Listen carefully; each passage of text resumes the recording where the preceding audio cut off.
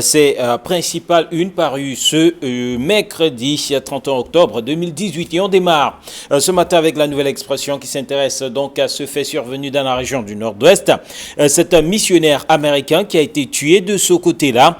Pour la première fois depuis le début du conflit, un expatrié a trouvé la mort en même temps que 5 séparatistes tombés au cours des affrontements avec les forces de l'ordre, nous dit le journal qui nous présente cet article contenu à la page 3, décrivant les circonstances de cette mort donc de cet Américain, lui qui partait donc de Bambili pour Bamenda et qui a reçu une balle dans des circonstances présentées jusqu'ici comme étant trouble. L'Américain nommé Charles Truman Wesco est né le 24 août 1974 et résidait à Bambili, ceci depuis quelques semaines déjà. On note qu'il avait passé près de 2 semaines là-bas et il appartenait à l'église baptiste fondamentale, le CBF. Il était en compagnie d'autres personnes avant de recevoir cette balle alors qu'il était en direction de Bamenda. On note aussi les réactions, en tout cas sur le plan international, suite au décès de ce missionnaire américain du côté de Bamenda. Après avoir reçu la balle, le journal nous fait savoir qu'il a été transporté dans un hôpital avant de rendre l'âme. Le journal qui revient aussi sur la situation chaotique à Bambili, Bafout et même Bamenda depuis quelques jours déjà, avec aussi un enseignant d'université qui a été tué, un étudiant qui a reçu une balle et des séparatistes qui sont tombés tout aussi sous les balles. Le journal nous parle aussi du gouvernement et de la bataille pour les premiers ministrables qui est engagé après l'élection de Paul Biya, alors que l'homme de la force de l'expérience se prépare à prêter serment pour un nouveau bail au palais de l'Unité. L'on enregistre déjà des manœuvres pour l'immeuble Étoile entre notamment 2 grands groupes, le groupe du Nord-Ouest et le Sud-Ouest. Le journal de rappeler que depuis plusieurs années déjà, ce sont les originaires justement de ces 2 régions anglophones du Cameroun qui héritent de l'immeuble Étoile, de Simon Chidi Achou en 1992 à Peter Mafani en 1996, puis Tiffany Ephraim en 2004 et Philemon Yan depuis 2009. Eh bien, c'est dans cette partie, dans ces 2 parties du pays que se recrutent les premiers ministrables. Et sur la liste, le journal place Paul Elunche, professeur Elvis Ngolengole ou encore Paul Latangandi. Mais à l'opposé, on note que le septentrion lorgne aussi avec beaucoup d'appétit ce poste puisqu'il a donné le plus gros score à Paul Biya dans le cadre de sa réélection. Le journal qui rappelle que depuis donc le dernier premier ministre issu du septentrion, à savoir Sadou Ayatou en 1992, eh bien, cette partie n'a plus hérité de ce strapontin. Et pour pouvoir succéder à Philemon Yan, des noms tels ceux de Mohamedou Labaran ou encore d'Alamine Ousmane May, de Zachary Pérévet sont cités dans les colonnes du journal La Nouvelle Expression ce matin. La Nouvelle Expression qui parle aussi d'Elecam et du directeur général d'Elecam qui nargue l'opinion. À en croire Eric Sousseil, il y a eu un saut qualitatif dans l'organisation matérielle du scrutin ayant conduit à la victoire de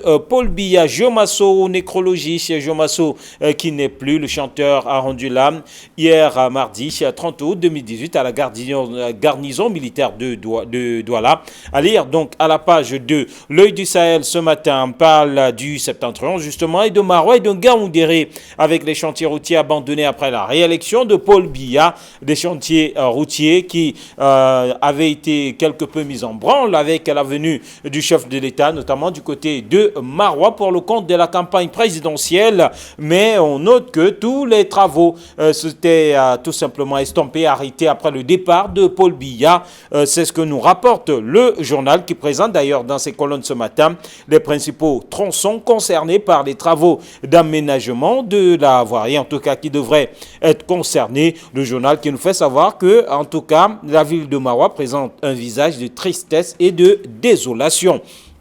À lire aussi dans les colonnes de ce journal cette enquête sur le recours à la césarienne qui est tout simplement en grande augmentation dans le Grand Nord. Le Messager ce matin s'intéresse à la présidentielle 2018 et présente les fleurs du mal de l'opposition camerounaise entre instabilité, collusion incestueuse avec le pouvoir, trahison, rebuffade et prostitution. Les partis d'opposition pour la plupart brisaient le rêve du changement qu'ils ont jadis vaillamment porté face à la redoutable machine qu'est le RDP RDPC. Un gros dossier à lire à la page, un gros article donc à lire à la page 3 de ce journal qui revient sur les altermoiements donc de l'opposition camerounaise depuis l'avènement du multipartisme en 1992. Une opposition donc qui a vécu le temps des égaux, mais une opposition qui s'est montrée autant fragilisée à l'occasion de la présidentielle de 2018, avec donc ce point par exemple à lire sur tout sauf Camto,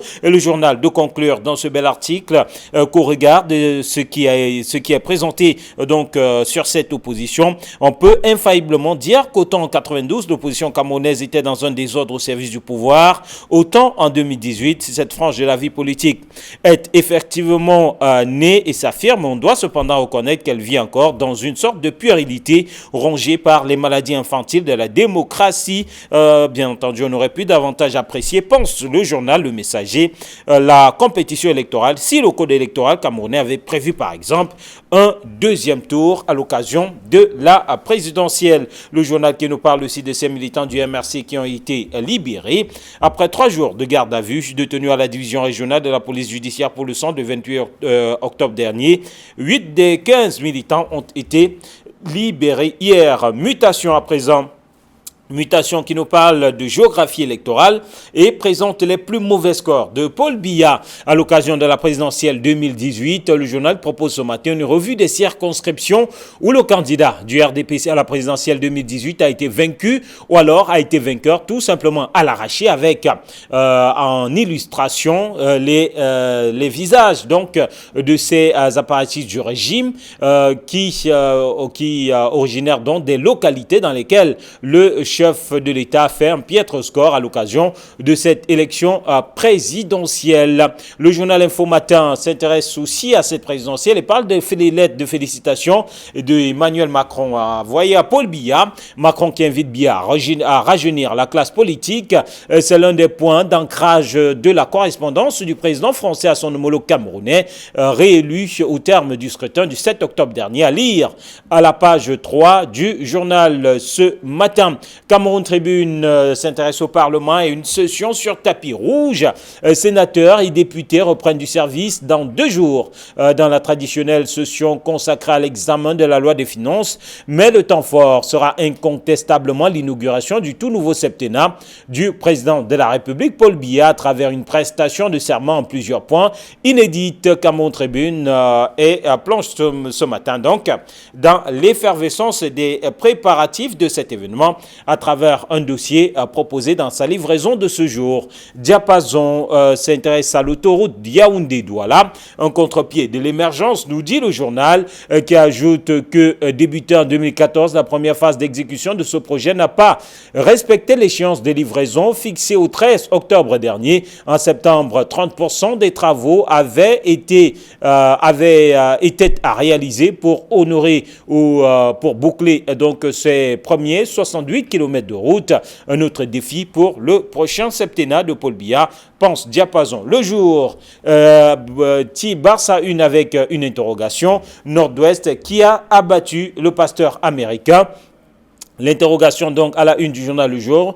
Charles Truman Wesco séjournait avec son épouse et ses 8 enfants depuis 2 semaines dans la localité de Bambili, nous dit le journal Le Jour, lui qui a été abattu donc hier à l'issue d'intenses combats entre les séparatistes et l'armée régulière, non loin de Bambili. Bambili au cœur donc de violents combats, tout comme Bafout dans le cadre de la crise anglophone. Et puis repère pour terminer qui titre ce matin sur l'axe du mal, pense-t-il. Bidonkat, Laurence Fotso, relativement à la CAN 2019, à lire dans ses colonnes ce matin. Voilà donc qui nous permet de retrouver nos invités de ce matin. Idriss Lisson, bonjour à vous. Bonjour Eric Martial, bonjour à tous les téléspectateurs. Voilà, bonjour Hervé Viandilé. Bonjour Imassa Njomo, bonjour à Idriss, bonjour à tous ceux qui nous regardent ce matin. Alors, on démarre ce matin avec ce fait intervenu dans le Nord-Ouest. Le premier étranger, donc victime de la crise anglophone, ce missionnaire américain qui a été abattu, qui a été tué, voilà, dans cette partie du pays. certains pourraient dire la crise s'internationalise, mais beaucoup plus les morts s'internationalisent à ce niveau. Oui, Éric Martial, il faut tout simplement dire que lorsqu'on lit la presse ce matin, on essaie de revisiter les différentes circonstances qui ont conduit à la perte de cet étranger, de cet Américain. Mais il faut dire que dans la logique guerrière, dans la logique véritablement d'affrontement, il faut toujours créer un électrochoc. Ça, c'est de bonne guerre. Maintenant, quand on voit le jour qui s'interroge, qui a tué le pasteur. Le pasteur. Donc peut-être que derrière cette question, et la réponse à cette question peut véritablement nous fixer sur la nouvelle option prise par les différents belligérants. Si ce sont les Amazoniens, ça veut dire qu'ils veulent peut-être par là passer un message au niveau du gouvernement américain. Et si ce sont pâtisseurs une bavure, il faudrait comprendre pourquoi en est-on arrivé là et pourquoi tirer sur une voiture qui avait presque 7 à 8 personnes et tout ça. Donc moi je pense que c'est un nouveau pan de la crise anglophone. Tant que on n'est pas passé du cap du dialogue inclusif tel qu'on l'a toujours souhaité, tout le monde le souhaite, on va toujours avoir des dégâts comme ceux-là qui vont aller jusqu'au de perte en vie humaine à perte en vie humaine. Allez, dégâts collatéraux, on pourrait le dire, Hervé Villard-Délé, le pasteur américain pris entre deux feux, puisque tous les journaux rapportent cette intensification des combats entre les pro-séparatistes et l'armée régulière dans cette partie du pays. D'ailleurs, ce n'est pas la première victime ces jours-ci. On a évoqué dans la Nouvelle Expression et dans d'autres journaux les cas d'un professeur de l'université de Bambili, des étudiants même qui en ont été victimes, de l'armée, des séparatistes eux-mêmes. Est-ce que c'est un nouveau cap qui est franchi selon vous? Je ne pense pas que ce soit un nouveau cap qui a été franchi parce qu'en réalité, depuis environ 2 ans, nous savons que la crise dans cette partie du Cameroun a atteint des proportions démesurées. Et je pense que sur ce plateau, à plusieurs reprises, nous avons invité l'État du Cameroun, le gouvernement, à pouvoir œuvrer pour la fin de cette crise parce qu'au moment où nous parlons jusqu'à présent, jusqu'à ce matin, il y avait encore des coups de feu dans cette partie du Cameroun. Et quand on sait que plus de 300 000 personnes ont fui la zone, vous comprenez que ça veut dire que la crise est devenue très très sérieuse. Et on peut vous faire comprendre que depuis cette crise, près de 400 civils ou séparatistes ont déjà été tués, les tous confondus. Et du côté des forces de l'ordre, au moins une centaine. Vous comprenez que le bilan de cette crise est très lourd. Et sur le plan économique, vous comprenez que même dans la ville de Douala, aujourd'hui, on paye le prix parce que dans les marchés, ce n'est plus ça. Les vivres frais qui partaient de cette partie du Cameroun pour ravitailler les marchés de la ville de Douala, on n'en trouve presque plus. Du moins, ça arrive au compte-gouttes. Et du coup, difficile de vivre avec cette crise. Donc, l'assassinat du pasteur américain est un élément, certes, très important. C'est vrai. Parce que aujourd'hui, les Américains, qu'on le veuille ou non, doivent s'inviter dans cette crise. C'est une forme d'invitation avec l'assassinat de ce pasteur américain. Parce que vous savez, les Américains ne sont pas comme nous, les autres Africains. Chaque fois qu'ils ont leur citoyen, quelque part, ils font tout pour le protéger. Maintenant qu'un des leurs vient de tomber sur ce front, je pense que c'est la diplomatie camerounaise qui va répondre de ce qui s'est passé de ce côté-là, parce que les Américains ne négligent pas un citoyen.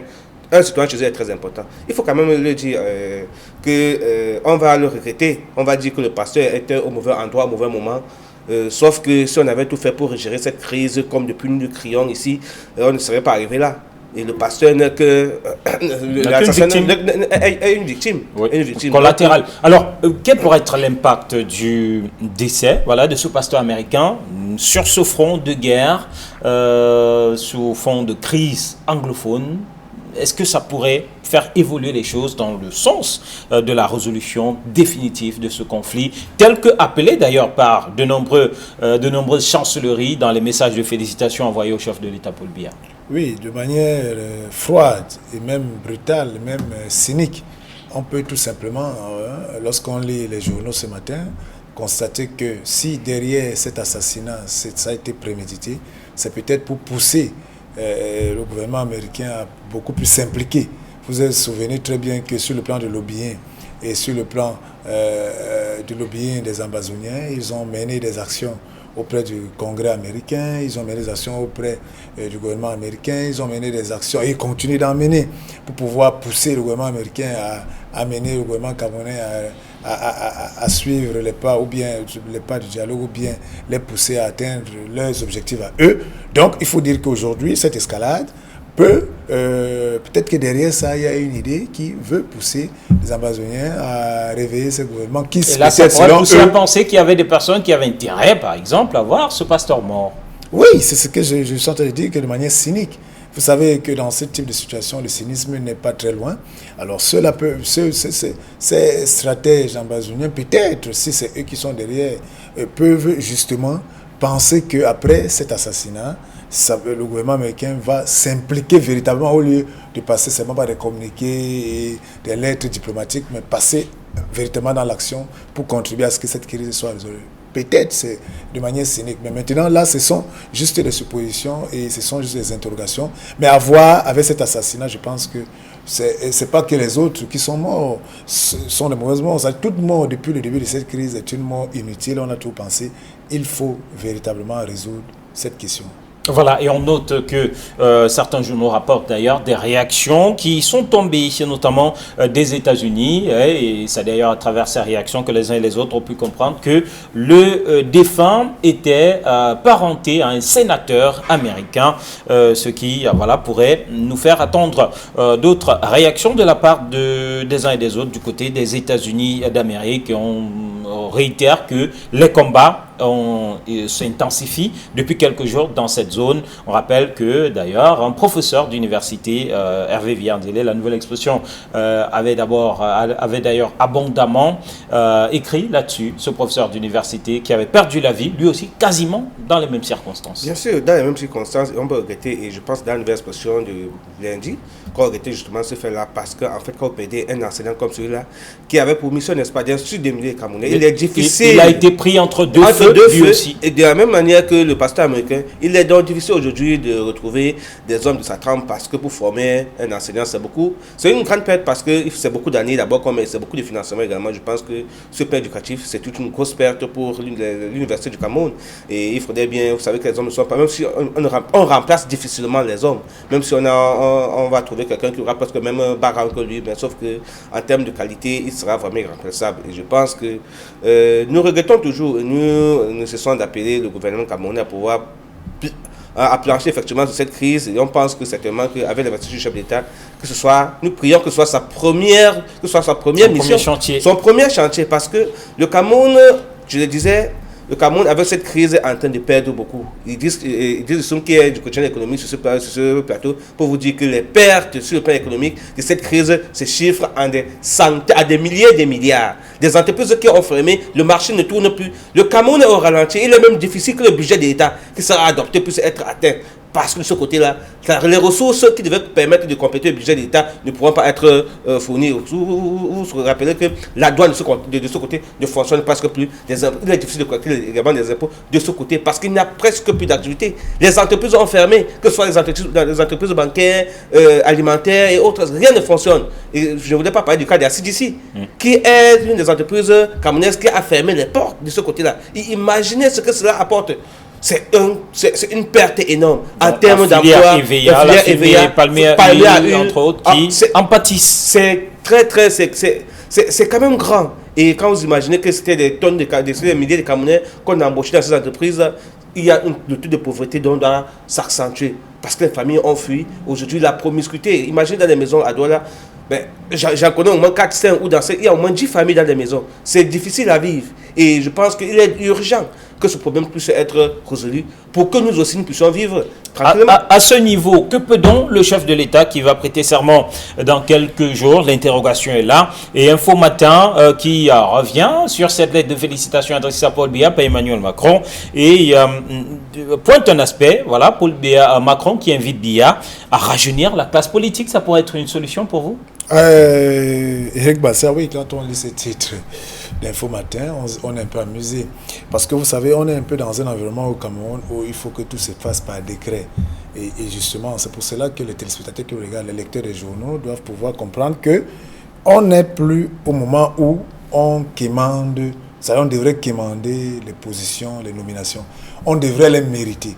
Donc cette jeunesse, le rajeunissement de la jeunesse, peut-être que le président Macron dans les rapports reçus avec tout l'engouement qu'on a vu pendant la campagne électorale, avec une jeunesse qu'on a vu qui se remobilise. Peut-être c'est un signal et il invite le chef de l'État de suivre cette voie. Mais je voudrais dire qu'il ne faudrait pas que les jeunes s'asseyent et pensent que parce qu'ils seront assis, couchés dans les maisons, qu'on viendra les chercher là-bas pour qu'ils soient nommés à des postes de responsabilité. Il faudrait que ce soit une jeunesse debout, qui sait ce qu'elle veut, qui s'engage. Et l'engagement n'est pas s'asseoir et faire le salam alek ou courir derrière les gens ou bien être des porteurs de sacs. Non, l'engagement c'est de pouvoir se dire que nous aussi nous voulons apporter notre contribution et on peut faire parce qu'on a les compétences, on a les moyens et parce qu'on se met au travail. Donc c'est de ça qu'il est question. Donc moi je dis, ce titre d'Info Matin, c'est bien beau de rajeunir la classe politique, mais ça ne se fera pas par décret, comme ça vous se semblez fera pas si bien par le décret. dire. Voilà. Alors, toujours dans cette lettre, pour sortir sur cette crise anglophone, l'invite aussi à œuvrer, voilà, de façon sur le plan politique pour la résolution de ce conflit. Que peut Paul Biya justement à ce niveau pour éviter que des étrangers ne tombent sur ce front, que des Camerounais ne continuent à mourir sur ce front de la crise anglophone? Je pense que Paul Biya peut tout. Je dis bien peu tout. Vous vous souvenez que depuis le début de cette crise, ça fait 2 ans, le chef d'État n'a jamais mis pied dans cette partie du Cameroun. Est-ce qu'aujourd'hui ça peut suffire véritablement? Je dis bien que c'est le premier élément. Oui. Ça veut dire que pour lui, certainement dans les analyses, on a dit que peut-être cette partie du Cameroun ne l'intéressait pas.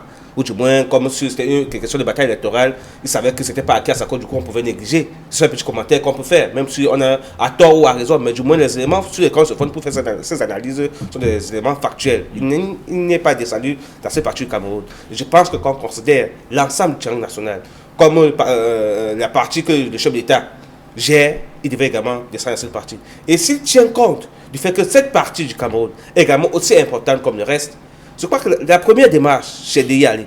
Et de dire, vous vous souvenez qu'après les élections de 92, on avait dit, après la famille morte, que Paul Biya ne viendrait pas à Douala. Et il est arrivé, il a dit, me voici bien à Douala. On aurait bien attendu également que ce discours puisse également être fait dans cette partie du Cameroun. Parce que, qu'on le veuille ou non, quand un chef, même si une partie du triangle national ne vous porte pas dans son cœur, la meilleure des choses, c'est de faire à ce qu'on puisse vous aimer par les actions que vous posez. Et je pense que la première action à poser, après ça, oui, c'est d'y aller.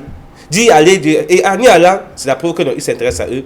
Même par sympathie pour lui, des choses peuvent s'arrêter. Et quand vous regardez, en remontant l'histoire, les débuts de cette crise, les revendications qui étaient fondées au départ, les revendications qui ont amené cette crise, vous vous rendez compte qu'une simple volonté politique aurait évité cette crise. Bon, maintenant, on ne va plus revenir là-dessus parce que la crise est déjà là. Il faut justement que le chef d'État descende et qu'il montre sa réelle volonté de pouvoir résoudre ce problème. Parce que tous les émissaires qu'il a envoyés dans cette partie du Cameroun pendant cette crise n'ont fait que mettre du feu. Je veux parler du ministre de la Justice, garde des Sceaux, Laurent Ressaux. Je voudrais parler de l'actuel ministre de l'administration territoriale, Paul Atangadi, qui ont au départ ignoré ce problème au point que ça a pris la proportion que nous vivons aujourd'hui. Au niveau de l'enseignement. Donc bien sûr, vous voyez donc que ça devient, je pense que le chef d'État a les moyens de le faire. Voilà. En allant discuter avec ses populations, voilà, en leur disant, les amis, j'ai compris votre colère, je vais m'y engager, tous les problèmes rencontrés, je vais les résoudre et commencer par le faire. Je suis certain que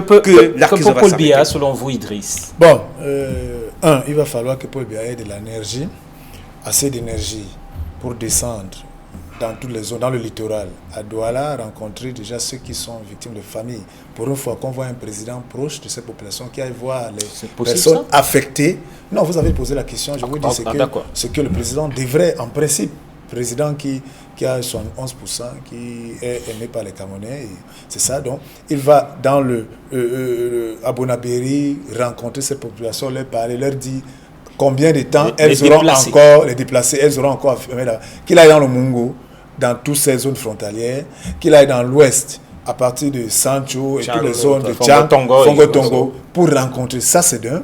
Et qu'il aille dans les zones, dans les régions, comme le proposait Hervé Viard, sur le terrain là-bas, pour discuter avec les forces. Et surtout, on sait qu'il y a eu un consortium avec tout ce que cela comporte, que le débat reprenne sur la table avec ses interlocuteurs pour pouvoir véritablement mettre en place une réponse politique. Représentent véritablement encore les aspirations profondes de tous les groupes voilà, engagés dans cette crise. Bon, mais on attend un chef d'État nouvellement réélu qui puisse justement avoir cette énergie Pour d'aller pouvoir le vers faire. ses concitoyens. Oui, C'est allez, ça que on évolue, on évolue, je on vais évolue. proposer, avant qu'on y passe que, Oui, en réalité, en 30 il faut secondes. commencer quelque part. Oui. Je pense que le consortium est un début. À partir du consortium, on montre la bonne volonté de pouvoir gérer Certains- la crise. certains Et certainement pensent- que des ramifications. Certains pensent aussi que le All Anglophone Conference pourrait apporter aussi Pourquoi son pas? lot C'est de le 3 novembre, solutions. on attend. Alors, on évolue avec cette une du journal Le Messager, les fleurs du mal de l'opposition.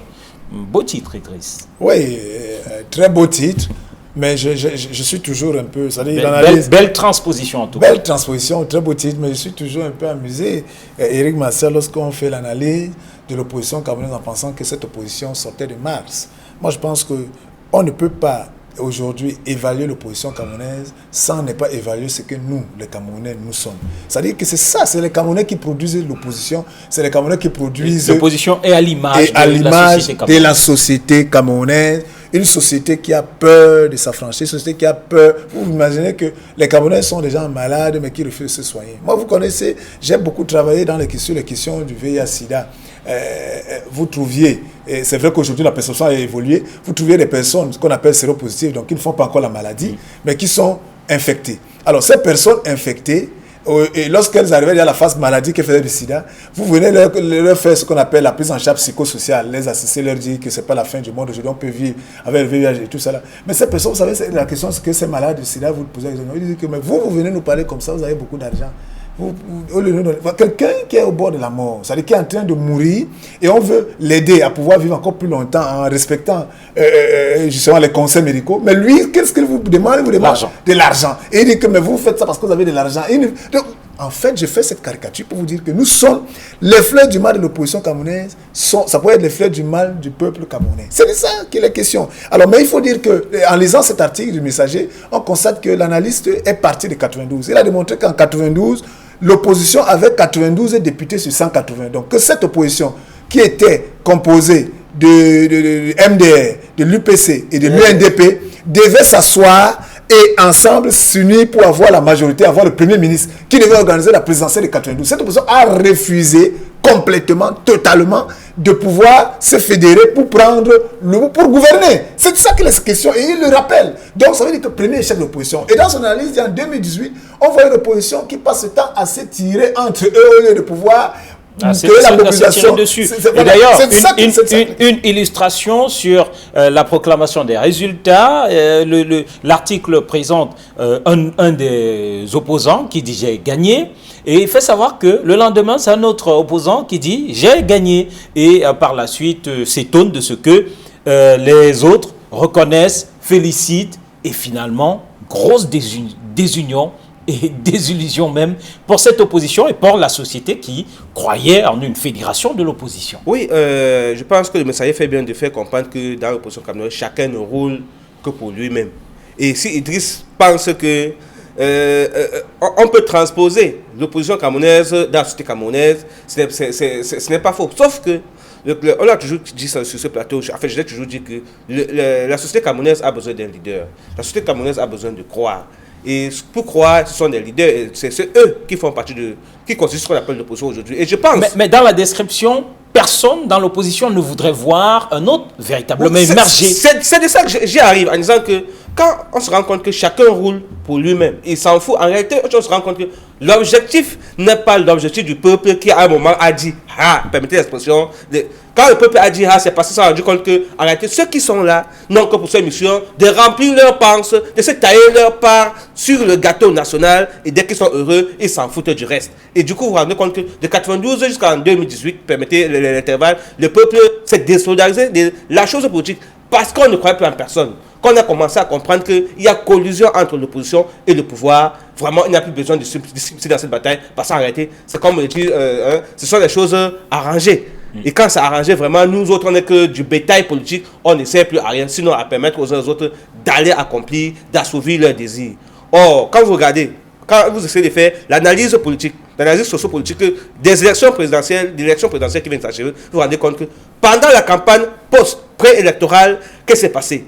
Le peuple qui a une fois de plus cru, avec la montée en puissance des nouveaux leaders, s'attendait à une forme d'union pour que, ensemble, les différents partis politiques vont se mettre ensemble pour aller à l'élection, enfin, parce qu'on sait quand même qu'en face, on a un candidat, un adversaire qui n'est pas n'importe qui. C'est quand même un adversaire qui a presque partout sur l'ensemble du terrain national, qui a des affidés presque partout du gouvernement. Donc, pour combattre ce monsieur, il fallait bien qu'ils se mettent ensemble. Sauf que les autres, les différents candidats de l'opposition sont devenus des adversaires. C'est-à-dire que pendant que le MS regarde le SDR en chef de France, le SDR regarde le MS en chef de France, même chose pour Parti Univers, même chose pour les autres partis. Et du coup, on a oublié l'adversaire commun qui était le parti au pouvoir avec son chef d'État. On passe le temps à se tirer la balle dans les jambes. Et du coup, on est surpris à la fin que le résultat qui sort, malgré les efforts fournis par le peuple, c'est que le chef d'État remporte encore avec 71%. La curiosité Hervé Villard, telle que relevée par cet article qui m'a paru personnellement très intéressant, la curiosité c'est que même après la proclamation de ces résultats, on constate que c'est une opposition qui continue à se rentrer dedans, qui se tire dessus, qui refuse, même après la proclamation, de regarder dans la même direction. Oui, Éric Marcel, pourquoi c'est là où peut-être l'analyse n'a pas tiré la conclusion. Pourquoi il fallait qu'il aille plus loin? Pourquoi en sommes-nous arrivés là? Parce qu'au Cameroun, peut-être les médias aidants, peut-être comme on est derrière une société fort médiatisée, les médias aidants, on pense qu'on a besoin d'un messie. Non, on n'a pas besoin d'un messie. On a besoin d'un peuple éduqué. L'opposition a échoué depuis 1992 à éduquer leurs militants et les populations. Parce que lorsque vous éduquez, Éric Martial, parce que c'est de ça où j'attendais l'analyse pour dire, parce que lorsque vous avez éduqué une population, cette population saura qu'il ne faut pas insulter, il faut respecter les autres. Il faut comprendre que l'intérêt, c'est que nous voulons que notre vie soit transformée, que nous vivions dans de meilleures conditions et qu'on ne soit pas là pour regarder que tel est beau, tel est rouge, tel est ceci. C'est-à-dire que c'est de ça qu'il est question. Tant que l'opposition ne rentre pas dans les fondamentaux, c'est-à-dire éduquer ses militants, c'est démontrer aux militants qu'il faille comprendre ce que c'est que le militantisme, ce que c'est que l'engagement politique. Et que si on vous donne 1000 francs, vous ne pouvez pas prendre 1000 francs pour aller à l'encontre de votre mission. Si on vous donne 5000, si on vous donne du pain, sardine ou quoi, je ne sais pas quoi, que vous ne soyez pas. C'est de ça qu'il est question. Si nous ne rentrons pas, c'est-à-dire que dans les fondamentaux, dans cette éducation, on sera toujours dans un environnement où tout le monde sera traite, où tout le monde sera insulté, où tout le monde... Et avec ça, en pensant bien faire, ou bien en pensant sauver tel candidat, on est en train de scier encore la branche sur laquelle on est assis. C'est de ça qu'il est question aujourd'hui. Donc cette analyse qui veut qu'il y ait des messies, je pense qu'on n'aura que des messies lorsque le peuple verra, parce que vous savez, si le peuple est éduqué, on ne viendra plus le tromper. Et ces traîtres même disparaîtront d'eux-mêmes, parce que le peuple très vite saura que tel n'est pas sérieux. Voilà. Alors on sort avec le constat, malheureusement, que tout cela dégénère aujourd'hui en pic tribal de différents côtés. Malheureusement, on le met sur la table pour le déplorer. Et puis, on va sortir rapidement avec deux éléments. Tout d'abord, Hervé Villard-Dillet, l'œil du Sahel, qui s'intéresse à ce chantier. On le prédisait bien et c'est arrivé. Les chantiers routiers abandonnés après la réélection de Paul Biya dans le Septentrion. On évoque le cas de Marois, par exemple, qui a vu quelques routes rafistolées à l'occasion de la venue de Paul Biya pour la campagne électorale. Et depuis, plus rien, sinon nuage de poussière. Oui, mais bien sûr, je pense que il serait difficile, sauf miracle, que le chef d'État se métamorphose dans sa manière de gérer.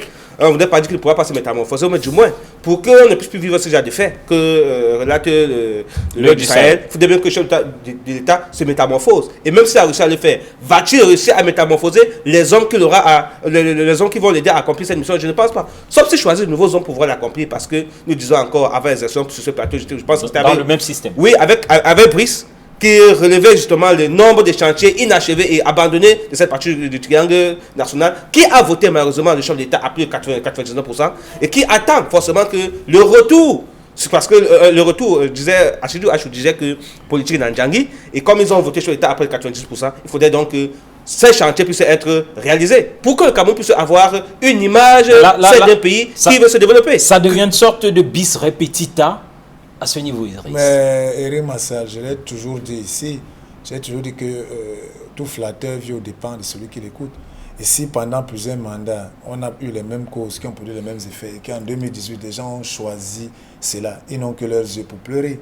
Ils n'ont pas à se plaindre. Je disais ici pendant la campagne que on invite les électeurs à savoir tirer des conclusions. C'est-à-dire qu'aujourd'hui, les électeurs n'ont pas à pleurnicher, ils n'ont pas à se plaindre des chantiers Ils doivent assumer. Ces chantiers abandonnés ne sont pas nouveaux, c'est une continuité. Alors, pour dire tout simplement par rapport à l'aide d'Israël que les chantiers routiers abandonnés après la élection de Paul Biya, c'est, Hervé Villa l'a dit, du bis repetita, c'est une habitude, c'est le contraire qui aurait surpris. Alors, donc, ceux-là qui ont dit que pendant 7 ans, ça doit continuer, ne doivent pas se plaindre, ils doivent savoir que ça fait partie de ce qu'ils ont accepté. Et maintenant, c'est à eux de vivre dans ces conditions, de faire 8 heures entre Garoua et Gaoundéré, et de pouvoir circuler avec beaucoup de poussière à Maroua, avec tout ce que cela comporte. Et c'est de ça... Le chef de l'État qui d'ailleurs en a été victime lui aussi. C'est de ça que les questions. C'est-à-dire que ce n'est pas nouveau, c'est lamentable par ailleurs, mais... Ils ont choisi qu'ils assument. Voilà.